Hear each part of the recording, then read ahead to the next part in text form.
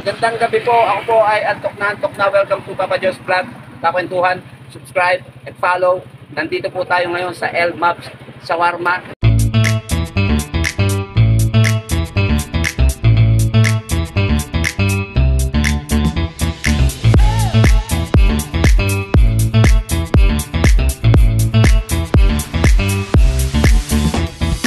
Rolling food cart, it's a very good business at malakas po ang shawarma.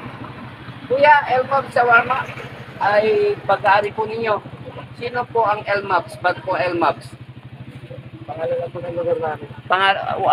El Mabayuhan? Hindi nga, Mabayuhan nga. Okay, Gordonites kami.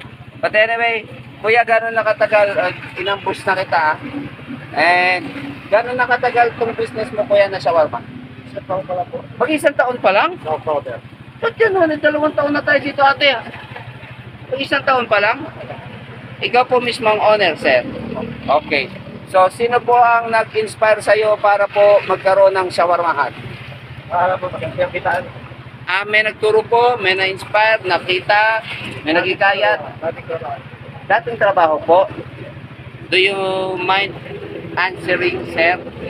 Saan po trabaho dati? Shawarma din po sa Arab Shawarma. Arabic shawarma. Bakit ang El Mabs Shawarma po ba ay Arabic shawarma ba? Ayos pala yan. Ano po bang pagkakaiba ng mga shawarma? Mga sauce po. Sauce po. Meron pa po bang iba maliban sa Arabic? Ganon din yun, di ba? Oo nga, Arabic shawarma. Katulad din kila Chia. And then, sir, magkano po kakailanganin puhunan kung okay lang po sa rolling food cart? 50 po. Pati motor? Opo. Depende mo sa inyo kung ano. Oh, yun ha. Narinig po ninyo ha. Approximately 50,000 pwede ka nang tumakbo ng rolling food cart. Kung sa atin, inabot ng ano yun. Malaki naman po yun. Tsaka, iba naman po yung shawarma. Medyo, wala naman po kasing dining dito. Hindi katulad po ng fried chicken na rolling food cart. May dining po yun. Medyo malaki po. And then, okay lang ba sir? Kamusta ang kitaan? Okay naman po. Kasi minsan medyo matuman. Pag umuulan po. By the way, ano po ngayon na July 6? 7 yata. Kaya medyo tag-ulan po. Panahon po ng tag-ulan. Sir, isa lang po ang ano nyo, kariton nyo o may Isa lang po. wala kayong galamay sir? Wala po. Hello? Sino pala si sir?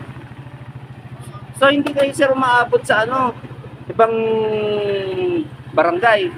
Dito lang po. Dito lang po, Barreto lang. Wala po kayong plano sir magpakariton? Nakaipon ko lang po. Pag nakaipon konti, okay. Pero may ipon na to si sir kasi naka 1 year na siya eh.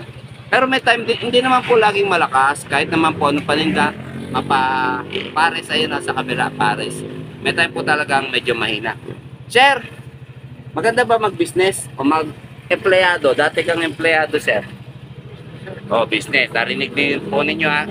Sir, ano ma-advise nyo sa mga may pera pero ayaw mag-business, natatakot? Bukan lang. Wala lang masama. Mahirap pa sir mag-business? Hindi naman. Oh, kita mo, kakaiba sagot ni sir. Karamihan ng mga natanong natin, mahirap sa umpisa. Si Sir El Mabs, hindi naman. Simple lang ang sagot niya.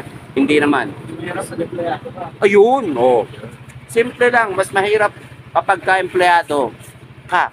Kaya ikaw ate, yung videographer natin, alam mo na, wala lang, mag-empleyado ka muna. Mag-ipon ka para makapag-ipon ka ng business. So magkano po, ay by the way, ang offer ni Sir na shawarma prices are buy 2 for 85. Oh, 85 lang. 90 na nga sa ano, Sir, di ba? So buy 2 for, tinutok talaga sa mukha, buy 2 for 85. Regular is 45. That means 1 piece. If you'll get 2 pieces, you'll get 5 peso discount. Shawarma salad, 100. Hindi ko pa nasubukan yung shawarma salad. Ano kaya yun? But anyway, maraming salamat kuya. Lagay ko to sa vlog ko po. Ako po ay tindero ng fried chicken. Papa Jo's Vlog. Peace. Si Kuya El. Kuya El Mabs na lang. Ikaw alam pangalan niya. Salamat sa time kuya. Peace.